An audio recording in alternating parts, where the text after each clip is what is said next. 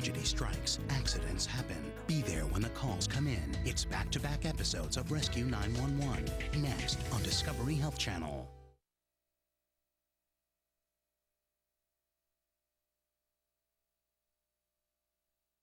This is 911. Do you have an emergency?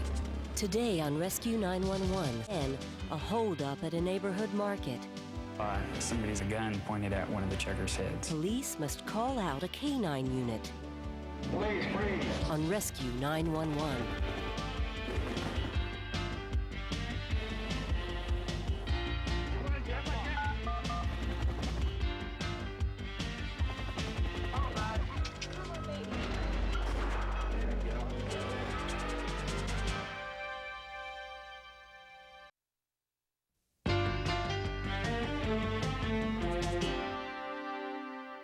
Tragedy knows no timetable.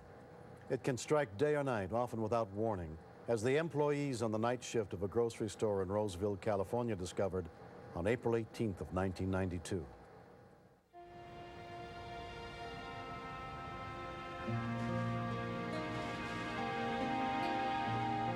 Bel Air shoppers, Bel Air Market will be closing in 15 minutes. Thank you for shopping with us. Have a nice evening.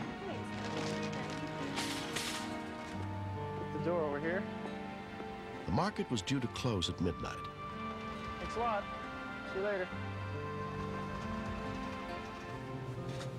Produce clerk Chad Graham was among the 14 employees working the night shift. When I finally finished in my department, it was just a couple minutes after midnight. Hey, Jessica, you ready to go home? They were all counting out the tills and getting things ready for the next day. Hi, Trish. Hey. Okay. How many texts do you have? 128. Pat Maldonado, the general clerk that night, decided to leave with me. Hi, love you, Chad. Bye now. Hey, See where those two people were over in that last section there? I thought I was never going to get out. Everybody get down! Get down! Get down! I just saw somebody's gun pointed at one of the checkers' heads. 911 emergency. There's a holdup at Bel Air on Sunrise and Kirby. Quick. Sunrise and Kirby? Yeah. Okay, can you see who's holding up the store? No, I'm outside the store. They came in just as I was going out. There's cars up front up here. Okay, do they have weapons? Yes, they did. They have guns. How many people? I saw 4 people, and there's...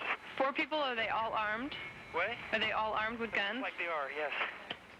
Pamela Hardwick had been a Roseville police and fire dispatcher for 4 years. I had never had a robbery in progress before, which made me nervous right off the bat. I knew that anything could happen.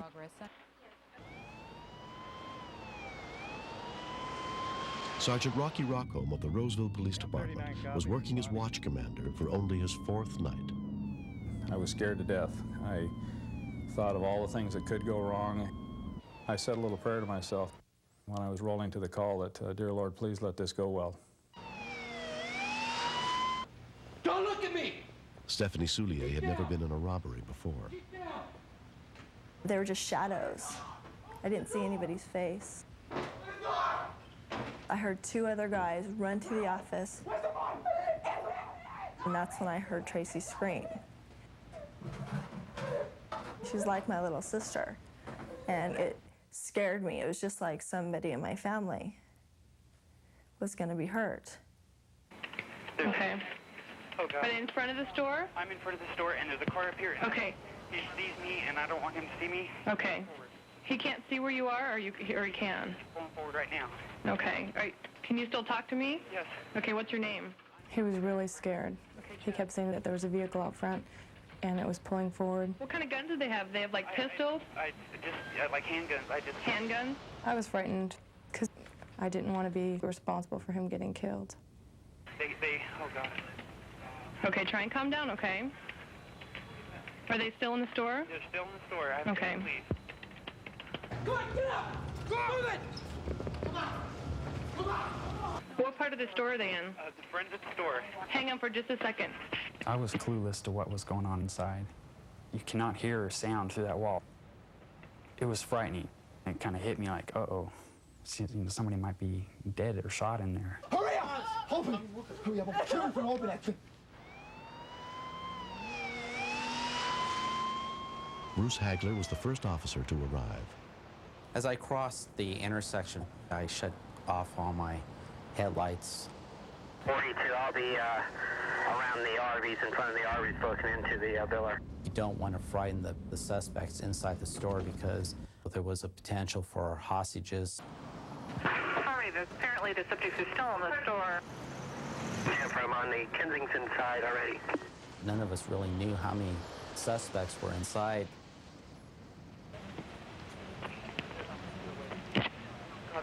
Come down here. Okay, here's the cop. Okay, I see two cops at least. They're Okay. I'm talking to 911. Okay, the police are telling me to leave. I gotta go. Come on.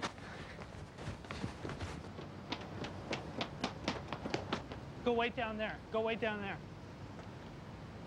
421, I'm in the rear, 1097 south side.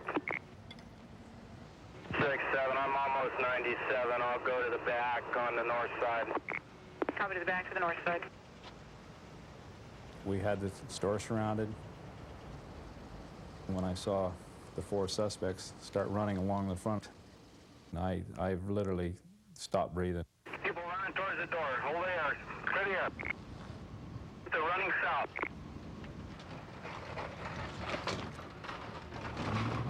Please freeze. Please freeze. Please freeze! Please! Please! Freeze! Please! Gun down! Gun down! We couldn't really see what was going on.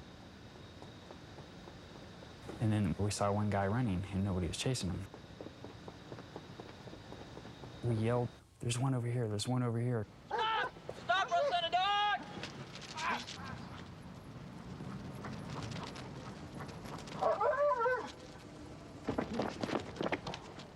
Hold still! Hold still! Put your hands out where I can see him. Okay, arms where I can see him.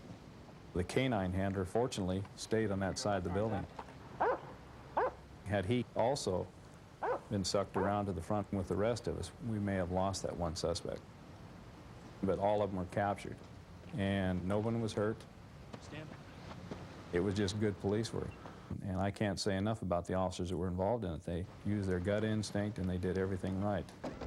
Although none of the employees was physically harmed, the ordeal was painful for all of them, but especially for head clerk Kenneth Pickard. I cooperated in every way with the guys, you know, to keep them from pulling the trigger. Every time they give an order, they had a gun in my face. There you go, there you go. The most frightening part was after I'd opened the safe and the leader put me down on the floor and he said, "Count to 10. I pictured my wife and my unborn baby and the flash of red in the darkness. It was a blessing. The 911 system really worked. The four suspects pleaded guilty to armed robbery. 3 of them were adults sentenced to jail. The 4th was a juvenile sentenced to a state youth facility.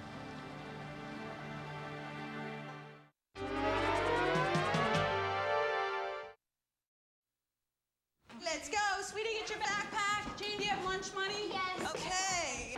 Oh, did somebody feed Muffin? I fed her. No, I fed Muffin. Wait, I fed Muffin. No, we fed Muffin. Okay, guys, I fed Muffin and we're good to go. Looking for a better way to start your day? Try Kellogg's Fruit Harvest cereal with sweet, tangy fruit and crisp whole grain flakes. Kellogg's Fruit Harvest. Start fresh. See ordinary citizens become heroes. Rescue 911 continues next on Discovery Health Channel.